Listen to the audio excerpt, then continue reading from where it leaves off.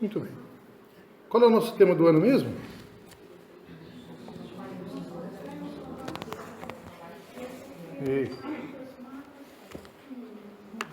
Olha lá. Um só Senhor, uma só fé, um só batismo. Por que nós estamos falando disso? Nós estamos fazendo o quê? Passando uma régua, né? Como se a gente estivesse equilibrando todas as nossas compreensões das mesmas coisas, focando para as mesmas coisas. Tá bem? Muito bem. Nós estamos, neste mês, como eu falei na semana passada, focando numa formação espiritual, fundamentada em Jesus. Então nós vamos olhar para a vida de Jesus. Lembra que nós falamos na semana passada sobre permanecer? Permanecer era baseado em que trecho da Bíblia? Não. João 15. Colossenses foi um texto que nós lemos na semana passada, mas o permanecer está baseado em João 15. Tá? E lembra que a gente viu várias vezes aonde a palavra permanecer, quantas vezes ela aparece no texto? Aparece 12 vezes. Né? E a outra palavra que aparece muitas vezes é dar fruto. 9 vezes. Então, permanecemos em Jesus para dar frutos. Se nós não permanecemos em Jesus, nós não vamos dar fruto. Então, essa formação espiritual tem a ver com uma vida cristã, que é Jesus em nós, esperança da glória. Se Jesus estiver habitando na nossa vida, há uma esperança da gente revelar a glória de Deus para esse mundo. Agora, não é só conhecer, é Ele habitar. Quando Ele habita, Ele faz algumas transformações. Tem um trecho da Bíblia que diz assim, que Deus é luz e nele não há trevas nenhuma.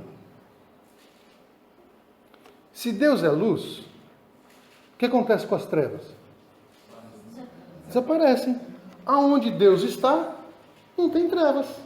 Ele é luz, não é? Então, aonde está Deus, não tem trevas. O que acontece com o sol quando ele ilumina a terra?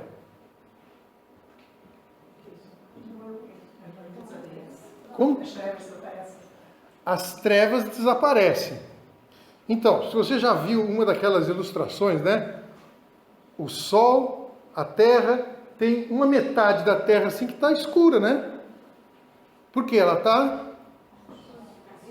por trás do sol. Quer dizer, o sol bate aqui e aqui fica escuro. Tem uma outra maneira da gente ver isso. Olha para a lua. O que acontece quando a gente olha para a lua e ela está redondinha assim?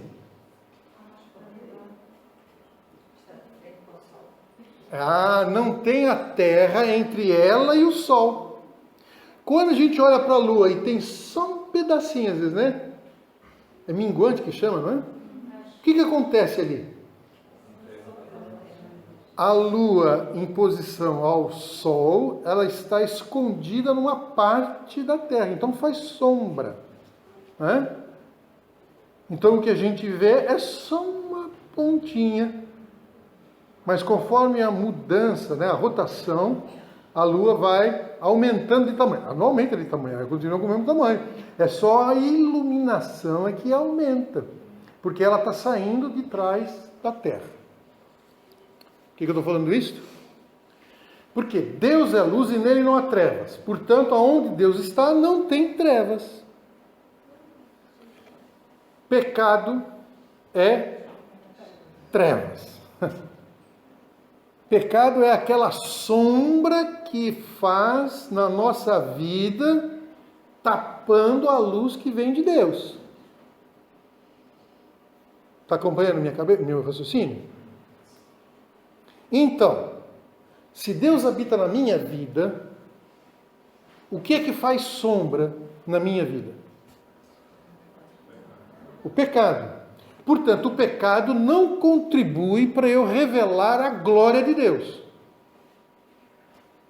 Lembra Moisés, quando ele viu uma parte, né, as costas de Deus, ele ficou com o rosto brilhante. E quando aquilo foi desvanecendo, botou um véuzinho para o pessoal não ver que estava desvanecendo, né? Muitas vezes nós fazemos assim.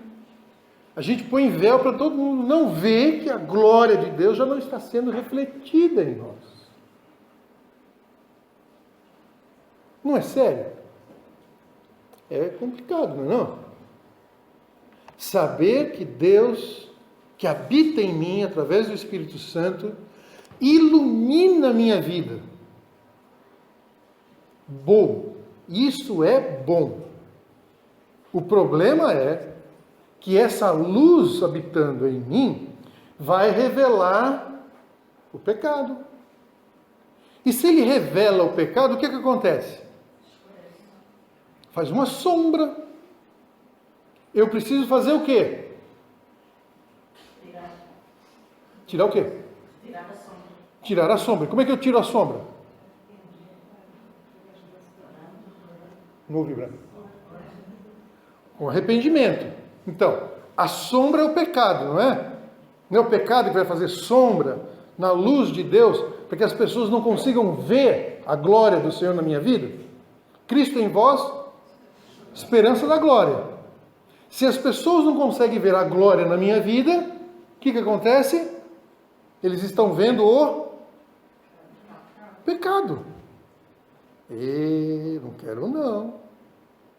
Eu não quero que as pessoas vejam o pecado na minha vida. Qual é a maneira de eliminar, resolver essa situação? Jesus. E ele faz o quê? Ele perdoa, sim. Ele fez uma coisa para perdoar. Morreu na cruz. Pagou o preço. E nos lavou no sangue do Cordeiro. Né? É uma ilustração. O sangue derramado lá na cruz era a oferta de Deus pelo pecado do homem. E assim resolveu o problema da sombra na sua vida. Porque ele veio habitar em você, e isso significa o quê? Que agora ele ilumina toda a sua vida. Quando ele ilumina a sua vida, você vê o pecado. Ver o pecado é suficiente? É. O que tem que fazer? Tem que tirar o pecado. Irmãos, eu tenho que admitir uma coisa. Evitar o pecado é uma coisa muito difícil. E a Bíblia até diz, né? Que enquanto nós estivermos nessa carne, nesse corpo, nós somos susceptíveis ao pecado. Temos que aprender a não ser dominados pelo pecado. Mas nós não estamos imunes ao pecado. Certo? Então não se escandalize. Eu sou pecador. Amém. Ok. Todos somos. Todos que somos pecadores. Já fomos restaurados? Quantos já? Amém. Aleluia, Senhor. Né? Que nós já fomos restaurados. Portanto, não precisamos viver debaixo do domínio do pecado. Não é uma boa notícia? Quando você é convidado por Jesus para proclamar uma boa notícia, qual é a boa notícia? Acabamos de dizer.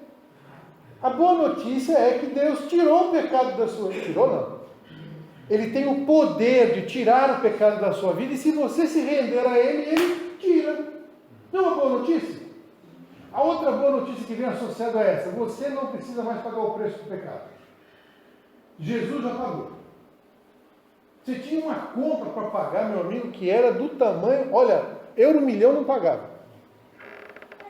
Mas Jesus pagou. Então Ele lhe deu um bilhete, uma carta, que a Bíblia chama de carta de alforria. Lembra da época da escravidão? Um escravo precisava de um documento para dizer: eu não sou mais escravo, sou livre. Ninguém pode me mandar fazer alguma coisa. Eu sou livre para obedecer todas as leis do país, claro. Né? Entendeu a liberdade, né? Então, Jesus lhe escreveu uma carta assinada com o sangue de Jesus, dizendo: Júlia, tu está livre, tu não deve mais nada para o diabo. É Dona Palmira, né? A senhora está livre, não deve mais nada para o diabo. Quando ele vier lhe tentar com o pecado, você pode tirar do bolso aquela carta de alforria e dizer assim: ó, meu filho não, você não é meu. Olha aqui, diabo, minha carta de alforria, estou livre, não devo nada para ti, nada. Ah, mas você pecou, é verdade, eu admito, estou dando a mão à palmatória. E sabe o que vem lá? O sangue do Cordeiro que cobriu, que tirou esse pecado. Então, esse pecado que com razão você está me acusando, já foi pago. Então, o que eu tenho que fazer agora que eu sei que meu pecado foi pago? Já falaram aqui. Se arrepender e não repetir aquele pecado. É fácil? Não. Mas Jesus sabia que não era fácil. Boa notícia. Ele mandou o Espírito Santo habitar no teu coração para lhe ajudar a vencer o pecado. Ele falou assim, ó, está cansado e sobrecarregado? Quem aqui não está? Eu estou. Cansado e sobrecarregado. Muitas coisas eu me sobrecarreguei. Eu. Qual é a orientação de Deus? Vinde a Jesus, vinde a mim. Jesus estava falando, vinde a mim. Por quê? Os que estão cansados, sobrecarregados, eu vos aliviarei. Por quê? Porque o meu fardo é leve e o meu jugo é suave. Eita, boa notícia. Essa é uma daquelas que você precisa saber dizer para as pessoas. Para ele não precisar mais andar carregando um fardo enorme. O fardo dos nossos pecados, da separação com Deus, de não discernir e não entender a palavra de Deus. Eita, fardo grande. Está cansado de carregar? Larga dele. Para que tu está carregando teus pecados? Larga dele. Jesus já carregou. Pega todos eles e coloca lá na carroça que Jesus está puxando contigo. Jugo. Sabe o que é jugo? Canga, né? Bota lá. Entra na canga, entra no jugo com Jesus. Vá puxar a carroça junto com ele. Ao invés de fazer sozinho. Quando você faz sozinho, é mais pesado. Muito mais pesado. Parênteses. Sabe como é que um agricultor treina uma junta de bois? Eu não sou agricultor, eu fui aprender isso nos livros. Sabe como? Ele pega um boi experiente, que já sabe andar, e bota um boi novo. Forte, robusto, aqueles bom. O que faz o boi novo? Anda mais rápido. Ele, vamos, velho. Vamos, anda. E o velho vai lá. No passo dele. Quem é que faz força? O novo. Até que ele aprende que se ele for no passo do velho, o fardo é mais leve. O fardo é menor. Então é assim que eles treinam um boi novo e um boi velho ao lado, para caminhar no mesmo jugo. Já perceberam que eu quero chegar, né? Como é que você treina um discípulo novo? Põe um discípulo velho que não precisa ser mais idoso. O problema é a idade. Experiência.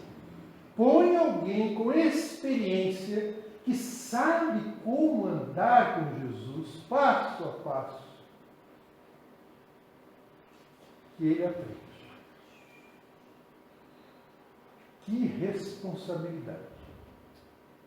Aqueles que são mais experientes na palavra têm uma responsabilidade enorme com os novos. Então, esse negócio de pensar que o professor de escola bíblica dominical de jovens é outro jovem, não mesmo. O professor de escola bíblica dos jovens é um experiente na palavra. Normalmente, a gente não ganha muita experiência na palavra quando é jovem. A gente sempre acha que sabe mais. E eu já fui assim. Eu já fui um pastor jovem. Daqueles que chegam na igreja e falam assim, eu vou mudar tudo. Está tudo errado. Pastor antigo não sabia nada. Eu tenho um monte de coisa para mudar. Ah, meu querido. Dói não ouvir a voz da experiência. E no caso de uma igreja, dói não só em mim, dói nos irmãos também. Porque sofrem pela inexperiência desse boi muito novo. Então, quando vocês lembrarem do pastor, lembre de orar para que Deus dê a ele experiência, vivência com Deus, para que ele possa caminhar no passo que dá para levar todo o rebanho. Esse é o bom pastor. É aquele que leva o rebanho. Ele não sai correndo na frente e deixa o rebanho para trás. Porque se o rebanho ficar para trás, o que acontece? Vem lobo atrás. E o pastor é aquele que tem um cajado. Sabe o que é um cajado? É uma bengala daquelas bem grande, dobrada na ponta. Se o lobo vem, vai levar com o cajado na orelha. E se a ovelha estiver ferida, ele vai lá, ou cai no buraco, ele vai lá com o cajado e tira. Então o cajado serve tanto para defender como para atacar. Nós somos ovelhas deste pastor, que sabe o passo que nós podemos andar. Mas lembra, ele tem um cajado. O cajado também serve para corrigir o passo da ovelha, como serve para resgatar, curar, levar no colo, acariciar,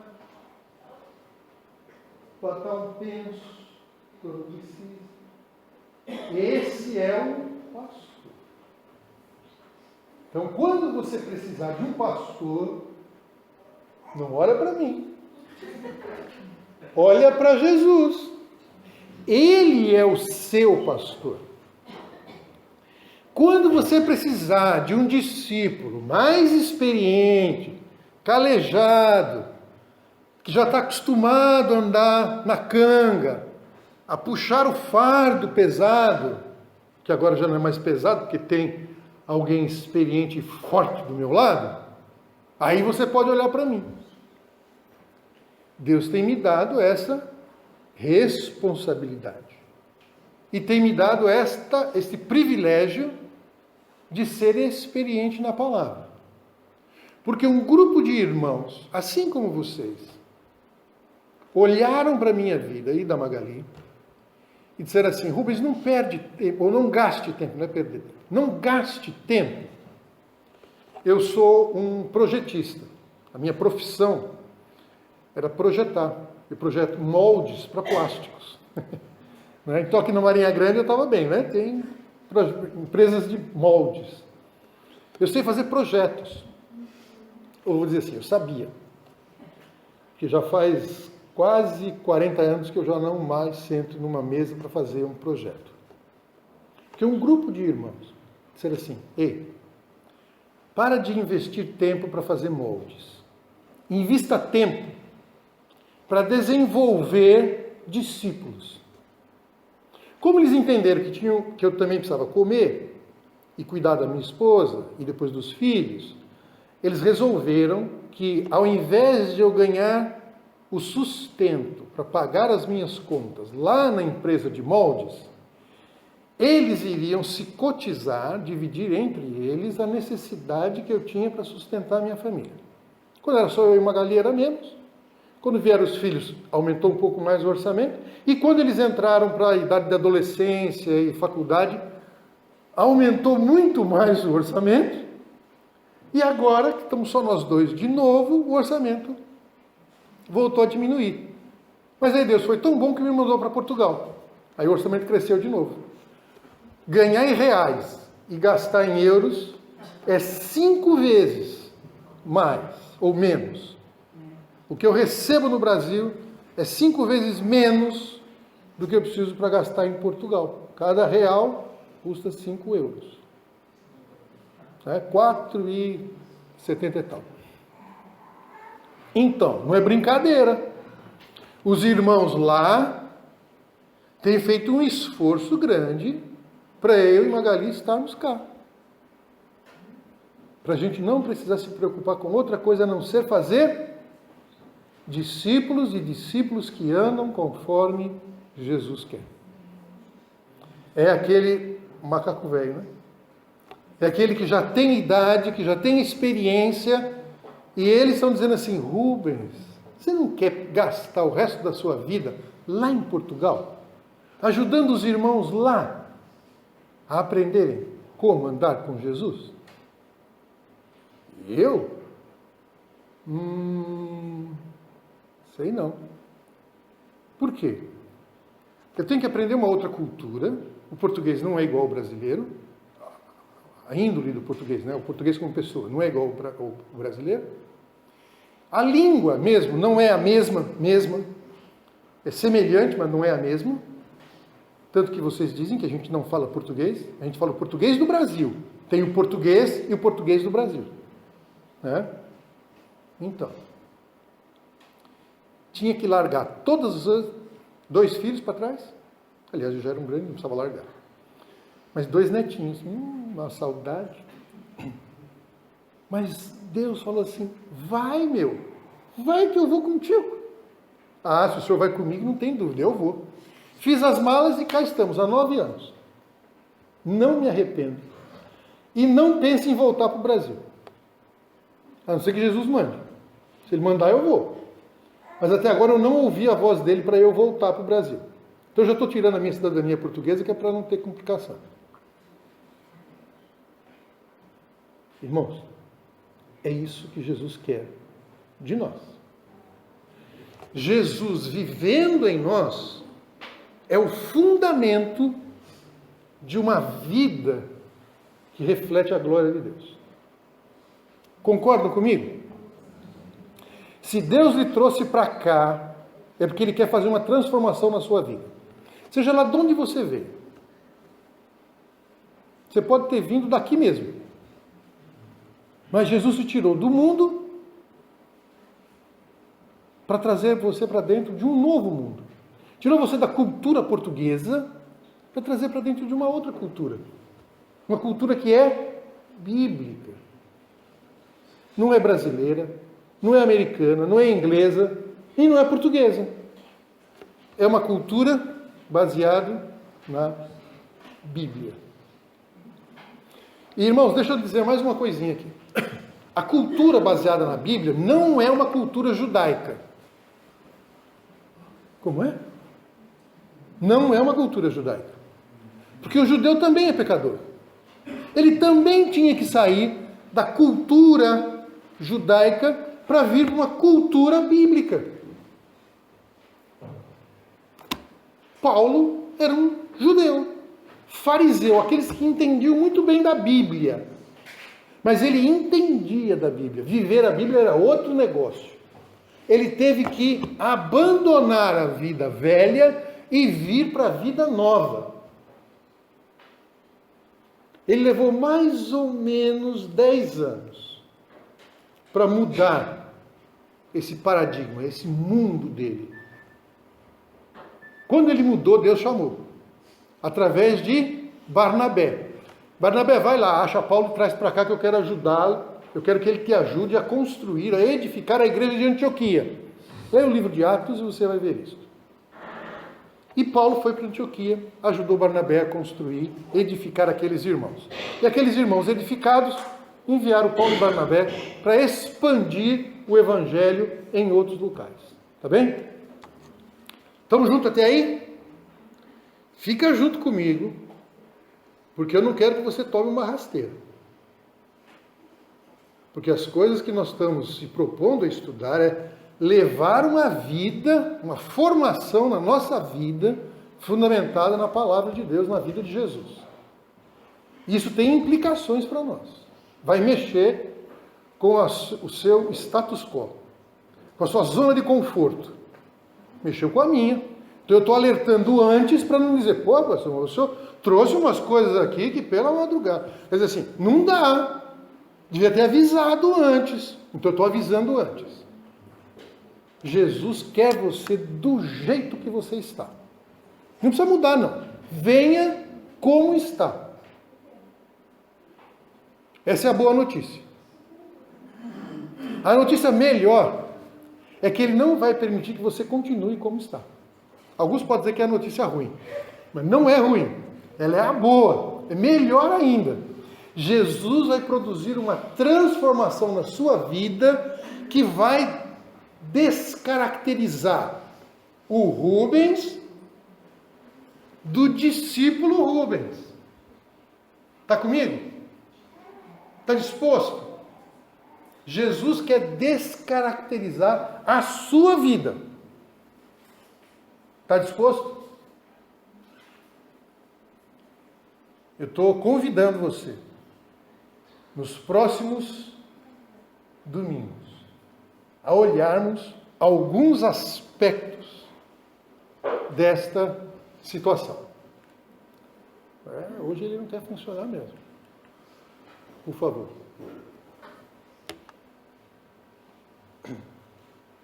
Eu vou usar um acróstico. Vida. Agora pode bater 4 vezes aí que ele vai passo a passo. O primeiro é, Jesus é a nossa visão. Eu quero vê-lo. Segundo, Jesus é a nossa inspiração. Nós queremos ouvi-lo. Terceiro, Jesus é a nossa devoção. Eu quero amá-lo. Eu quero ser devoto de Maria. Devoto de Jesus. E quarto, Jesus é a nossa ação. Queremos viver. Percebe que aquelas 4 coisas são interdependentes? Não funcionam uma sem a outra? Então eu estou avisando de antemão, para que você não depois fique bravo comigo, de que eu vim incomodar o seu juízo. Estou avisando antes. Eu vou incomodar. Eu não. A palavra de Deus vai incomodar o nosso juízo. Vai tirar a gente da zona de conforto. Então, para ser honesto contigo, né? Aqueles que não quiserem ser incomodados, sintam-se à vontade de se retirar. Ou de ficar e arcar com as consequências.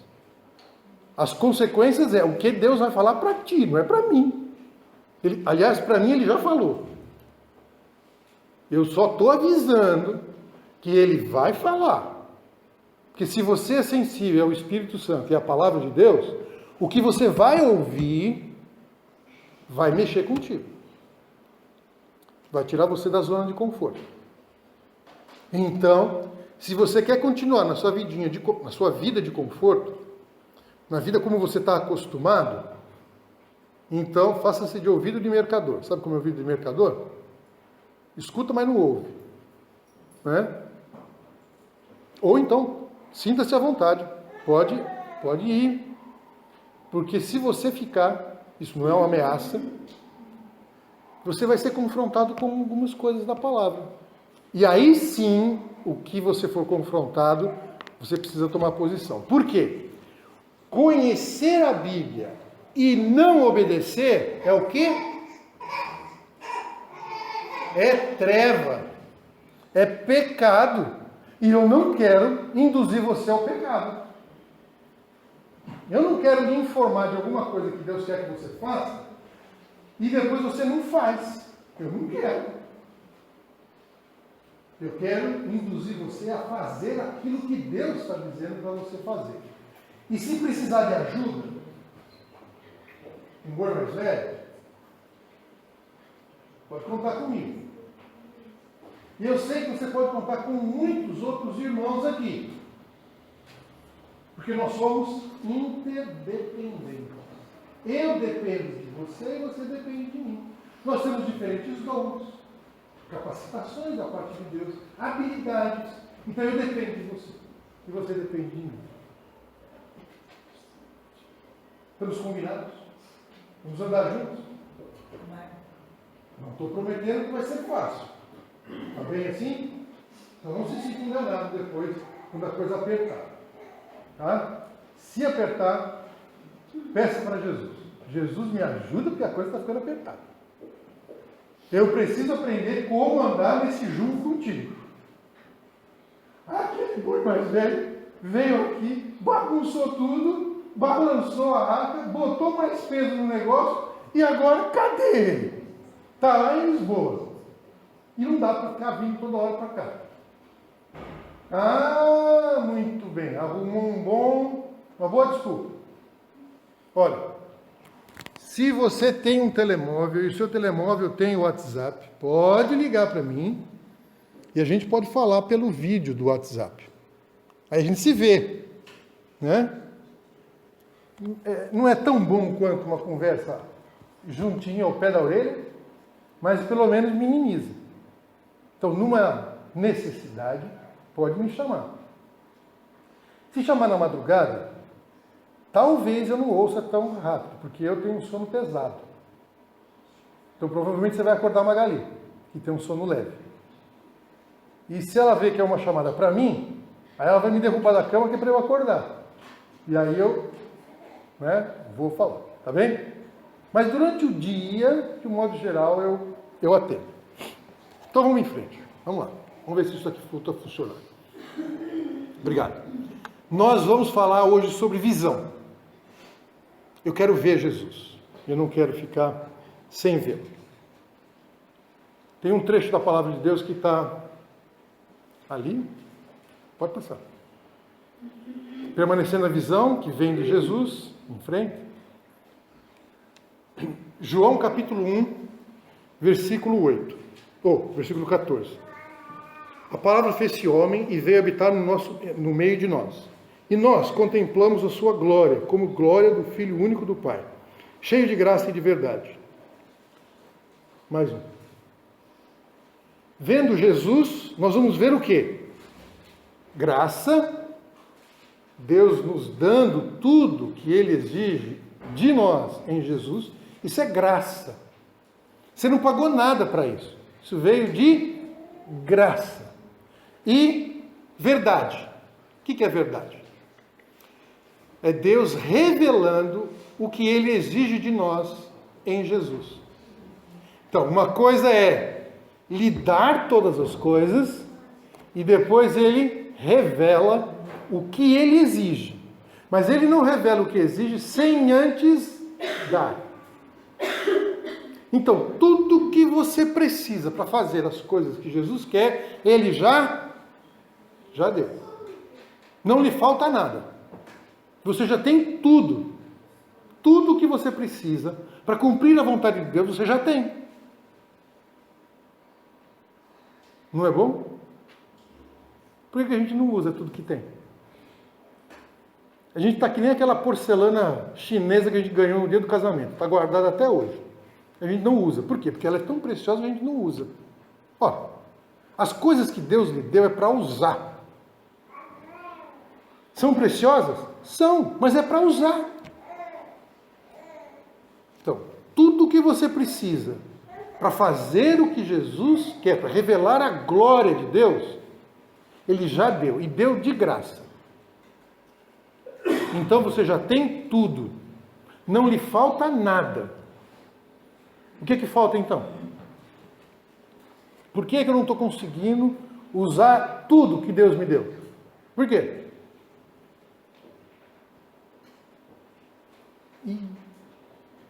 Não fui claro ainda. Tem alguma sugestão? Diga lá para mim. Oi? Ok, o Senhor tem tempo para cada coisa. O que mais?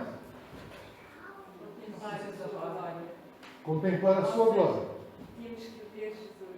Temos que ver Jesus. Isso. Caso Tem mais? contrário, não ficamos convencidos a não. Isso. Tem mais. Permanecer. Tem mais. Tem uma coisinha que eu estou querendo que você cavoque aí no seu juízo. Ouvir. Agora lembra, tem que ouvir, mas também tem que escutar. Quem ouve e escuta muda de comportamento.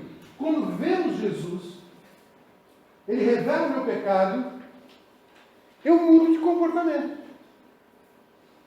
Então, tudo que você precisa para mudar de comportamento, você já tem.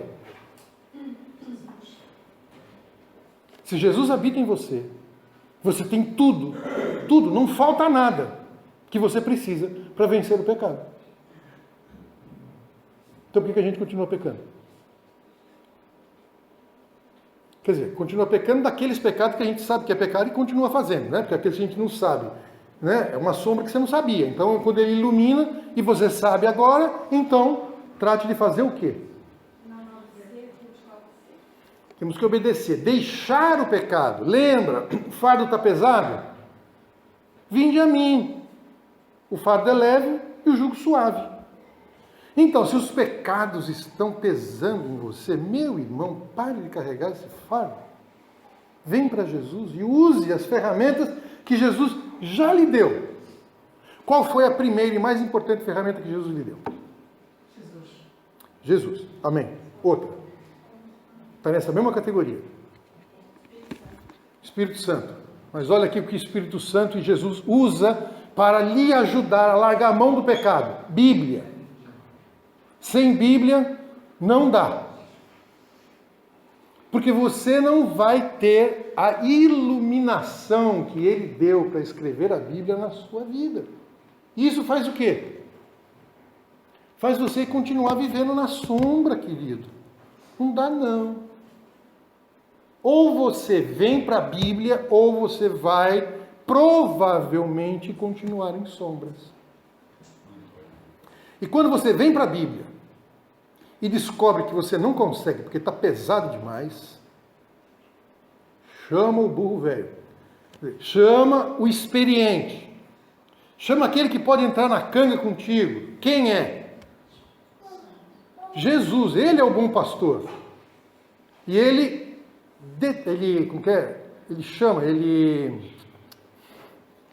convoca outros discípulos mais experientes para dividir o fardo contigo.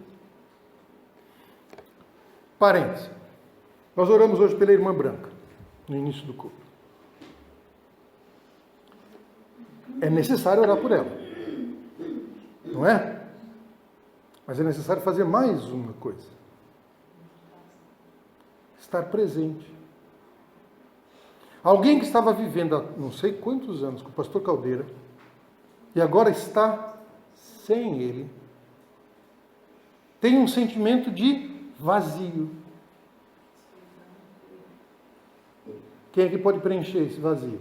Só o pastor Caldeira, é verdade. Mas Jesus também nos chama para estar junto e minimizar aquela perda. Como é que chama a irmãzinha que fez a operação no braço aqui? Lenita. Desculpa, a minha memória é meio ruim. A irmã Lenita, 2 domingos que ela não veio. Domingo passado ela não esteve, e esse domingo também não esteve. Nessas 2 semanas que passaram, eu não vou perguntar. Mas considera se você deveria ter feito uma visita para ela, para saber se ela precisa de alguma ajuda. Talvez o fardo dela está pesado. Que ela não pode mexer um braço, não pode fazer esforço com o outro. Eu não sei como é que está a situação.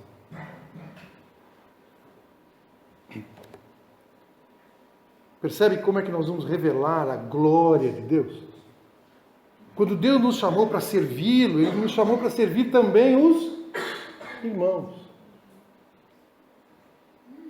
Alguns domingos que eu vim para cá, eu passei na rotunda ali antes da estação, passa por baixo assim, eu sempre via aquela irmã que fica aqui, como é que chama? Cabelinho branco. Essa que fica sempre aqui, né? Nuna? Nuna. Ok. Sempre via ela lá. Olha, hoje ela não está. Eu também não a vi lá na rotunda, lá onde ela está sempre esperando alguém que dá boleia para ela. Oi? Ah, muito bem. Muito bem. Então veja. Ela não está desamparada. Ela sabe, nós sabemos por que ela não veio, porque ela ligou avisando. Eu só queria dizer também que há um irmão que está doente e que esteve internado durante a semana no hospital e que não está aqui presente porque também está em casa muito debilitado e precisa das nossas orações. O irmão Chael. Ok. A senhora falou bem, precisa das nossas orações. A gente deve orar, mas também precisa de outra coisa. Qual que é? Visitar. Lembra que eu falei? Nós vamos ter que sair da nossa zona de conforto. Gente, dá trabalho visitar. Eu tenho que deixar alguma coisa para ir fazer a visita. Ir lá visitar e descobrir que precisa de alguma coisa. Como é que a gente resolve isso? Coração com vida. Vamos ligar para o Coração com Vida para ver se tem alguma coisa que pode suprir aquela necessidade. Eu não sei, eu não conheço as necessidades de vocês, de toda a igreja. Vocês conhecem. Eu posso me sentir incomodado com uma coisa ou outra que eu, porventura, venha a conhecer. Mas enquanto eu viver em Lisboa e não viver não viver em Caldas, e não fizer parte dessa comunidade local como membro da igreja, fica difícil eu tentar ajudar todo mundo. Eu posso tentar ajudar alguns, mas não dá para ajudar todos. Depende de quem? Depende dos irmãos que compõem esta comunidade, que vai dar suporte um ao outro. Também não pode ficar só nas costas de um. Tem que dividir o fardo entre todos. Combinado? Deu para entender isso? Ótimo. Então, vamos em frente. Aqui mais um trecho da Bíblia que eu queria ler com os irmãos. João 14, 8. Filipe pediu-lhe: Senhor, mostra-nos o Pai e isso nos basta. Jesus respondeu-lhes: Filipe, há tanto tempo que vivo convosco que ainda não me conheces? Aquele que me viu, viu também o Pai. Como é que tu me pedes, mostra-nos o Pai? Aquele que me viu, viu também o Pai. Assim como Paulo, você também teve um encontro com Jesus. Paulo não conviveu na época que Jesus esteve vivo. Jesus já tinha morrido. E aí Paulo veio conhecer Jesus. Teve um encontro pessoal com ele. Caiu do cavalo. Literalmente. Você teve um encontro pessoal com Jesus. Eu não sei se você caiu do cavalo. Eu não sei o que é que Jesus fez na sua vida quando você se encontrou com ele. Para alguns foi uma burdoada do tamanho do mundo. Doeu até agora, fica falando alto no meu ouvido. Mas pensa um pouco. Eu não sei o que Jesus fez para transformar, para convencer você da justiça, do juízo e do pecado. Mas ele fez, porque você aceitou. E agora? Agora as coisas começam a caminhar de uma maneira mais difícil. Você viu Jesus. Não precisa ser com os olhos físicos, mas você viu Jesus. E isso transformou a sua vida.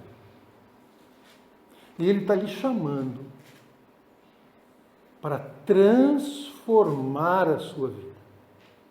Para ser igual a Jesus. O discípulo mais experiente que existe. O Filho de Deus. E Ele quer transformar a sua vida. Estamos juntos? Ok. Eu quero ler para vocês. Veio desse livro aqui. Pode? Tudo para ele. É um livro de devocional. Quantos conhecem? Branca. Ok. É um livro muito bom de devocionais. São leituras, reflexões que o Oswald Chambers escreveu. Muito bom. Vale a pena. Eu quero ler um devocional. Está no dia 19. Tá? Tu me amas? Foi a pergunta. Apacenta as minhas ovelhas. Jesus fez essa pergunta para quem? Pedro. E Pedro respondeu, claro, Jesus, claro que eu te amo. Então apacenta minhas ovelhas. Jesus precisou repetir 3 vezes essa pergunta para Pedro, para ele cair a ficha para ele. Para ele se conscientizar do que era apacentar as ovelhas. E olha, não foi fácil. Então vamos ler juntos aí. Jesus não disse, converta as pessoas à sua maneira de pensar. Mas antes disse, cuide das minhas ovelhas. Cuide para que elas recebam conhecimento sobre mim. Consideremos serviço aquilo que fazemos no sentido de trabalho cristão. Jesus Cristo chama de serviço aquilo que somos para Ele, não o que fazemos para Ele. O discipulado baseia-se na devoção a Jesus Cristo, não na adesão a uma crença ou a um credo. Se alguém vem a mim e não aborrece a sua vida, etc., que isso tem essa reticência, não pode ser meu discípulo. Lucas 14, 26. Não há persuasão nem compulsão, mas simplesmente devoção. Se você quiser ser meu discípulo, terá que ser inteiramente devoto a mim. Passa o próximo slide. Eu quero realçar algumas coisas que me chamaram a atenção. Essas que estão marcadas em amarelo. Converter as pessoas à sua maneira de pensar? Não. O que ele pediu foi, cuide das minhas ovelhas. Cuida para que elas recebam conhecimento sobre mim. O meu objetivo não é fazer você pensar como eu penso. É fazer você pensar como a Bíblia pensa. Por isso nós estamos fazendo, aqui me propus a fazer um curso de formação baseado na vida de Jesus, não é na minha, é na vida de Jesus. Então, se você não for estudar a Bíblia, se você não for ler a Bíblia, não adianta, você não vai conseguir, você vai chumbar na matéria. Está vendo? A outra coisa é o discípulo baseia-se na devoção a Jesus, não na adesão a uma crença ou um credo. Não estou lhe chamando para você acreditar nas crenças que tem na Igreja Batista das Caldas da Rainha. Estou chamando você para acreditar em Jesus. Bora em frente.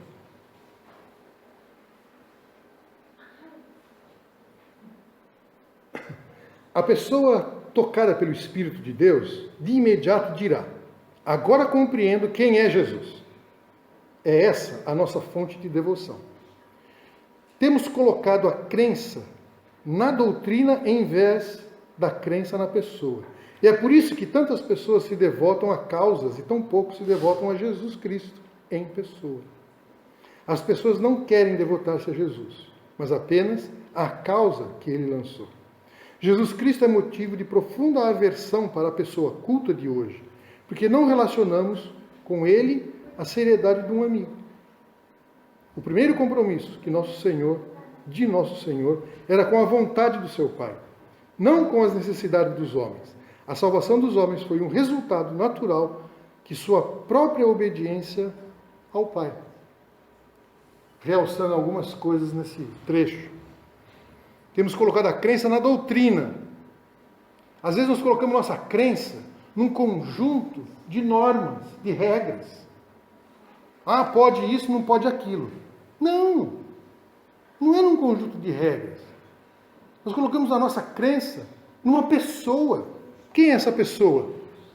É Jesus. Não é nem nas coisas que Jesus fez. Se você tiver devoto a Jesus, as coisas que ele fez vão ser natural vindo de ti. Sabe por quê? Porque sem Jesus você não pode fazer nada. Ok? Então o nosso primeiro compromisso é igual ao de Jesus. Fazer a vontade do Pai. Esse é o nosso primeiro compromisso.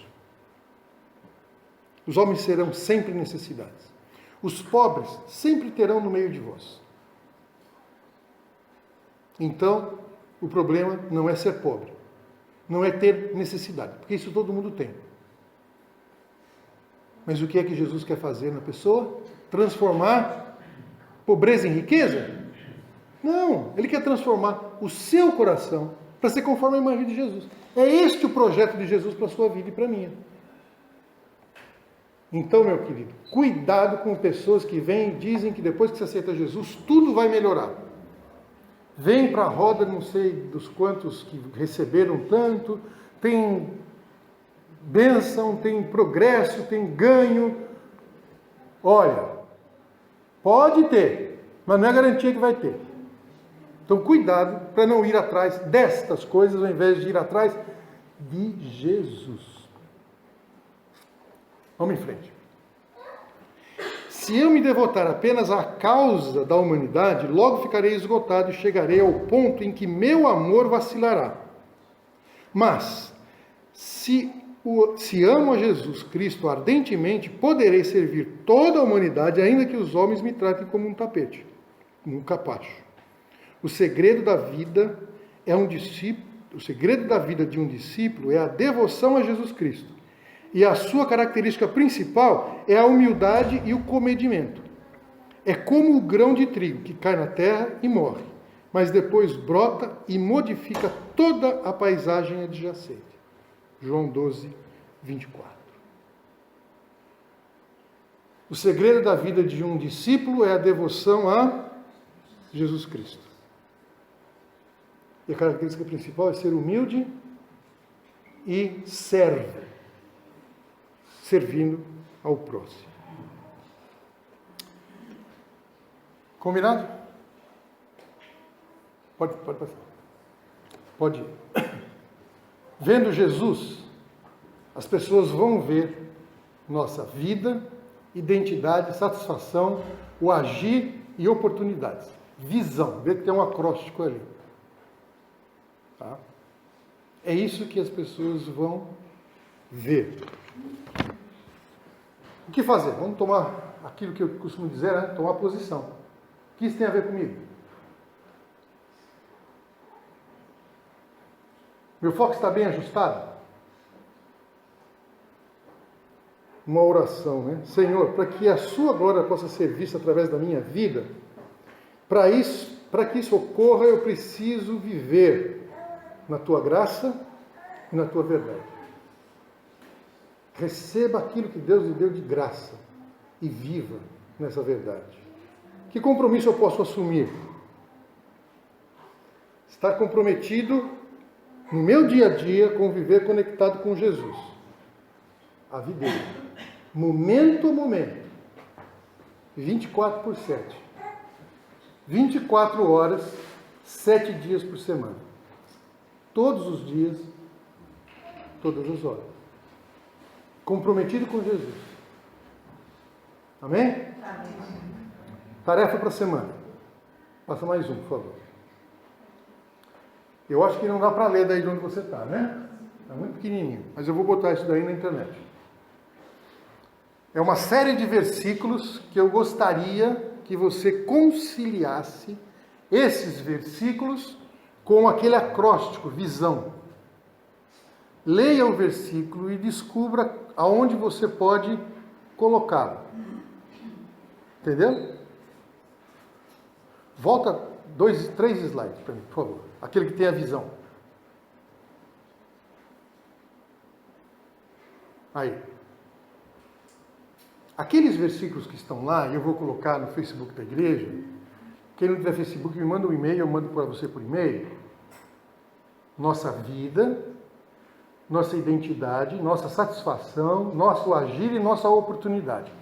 Naquele conjunto de versículos, você pode enxergar estas questões. E a minha sugestão para você, ao longo da semana, além de ler os versículos da lição da escola bíblica, não esqueça, faça mais esse exercício. Tenta conciliar, leia esses versículos e procure aonde eles se encaixam. Pode ser? Amém? Ótimo, irmãos.